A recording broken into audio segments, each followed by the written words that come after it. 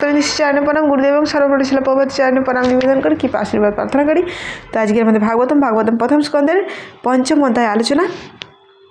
তো আমরা দেখলাম এর আগে ব্যাসদেব তিনি অসন্তুষ্ট হয়েছেন, তিনি চিত্তে প্রসন্নতা লাভ করতে পারছেন না।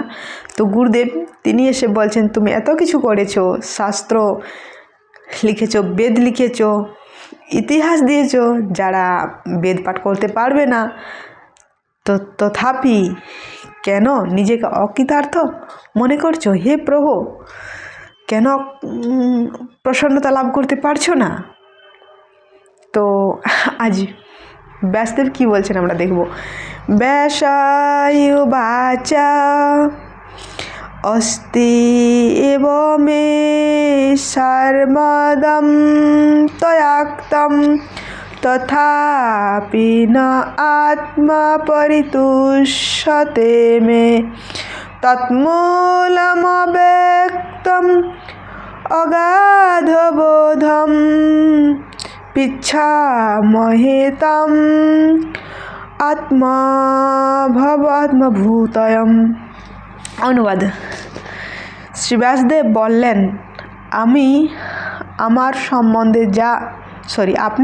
সম্বন্ধে যা বলেছেন তা সম্পূর্ণ সত্য, কিন্তু এই সমস্ত সত্ত্বেও আমার হৃদয় সন্তুষ্ট হচ্ছে না।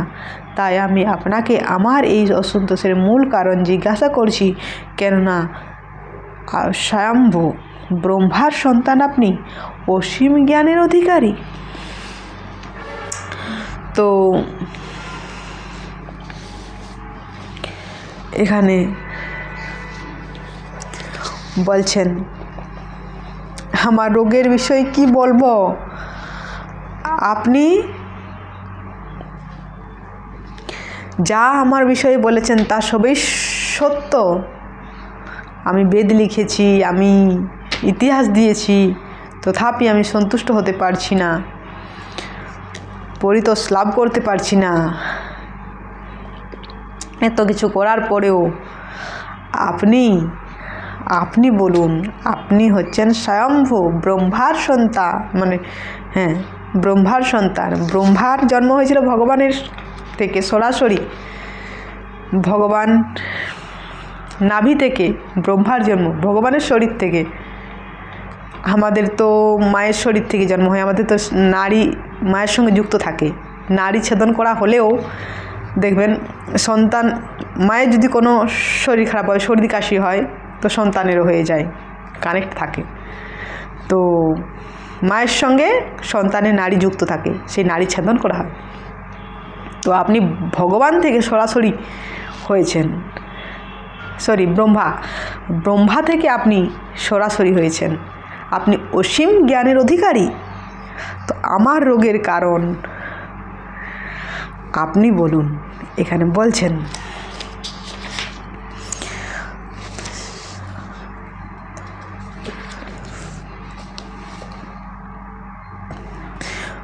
আত্মভাবানুভূতন, আপনি হচ্ছেন স্বয়ম্ভু মানে ব্রহ্মার সন্তান, আপনি অসীম জ্ঞান।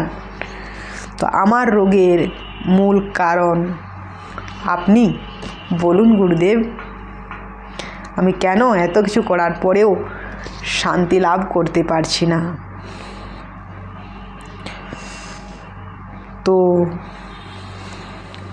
আমরা কালকে দেখব কালকে বলছেন। তো আজ এই পর্যন্তই। হরে কৃষ্ণ।